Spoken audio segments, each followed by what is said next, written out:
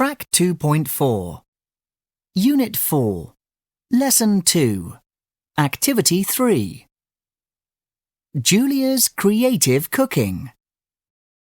Me and my cafe. I'm Julia Chambers and I'm a chef. I own the Creative Cooking Cafe. I love my job and think working here is fun and interesting. My customers like my creative cooking style.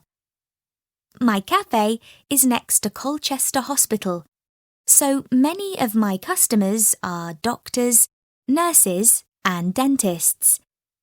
They like to try something different, like my recipe for chicken with coconut and lime. The businesswomen and businessmen from nearby offices are easy to please. They love my salads and say my apple pie is delicious. But some of the cafe's visitors prefer uncreative food.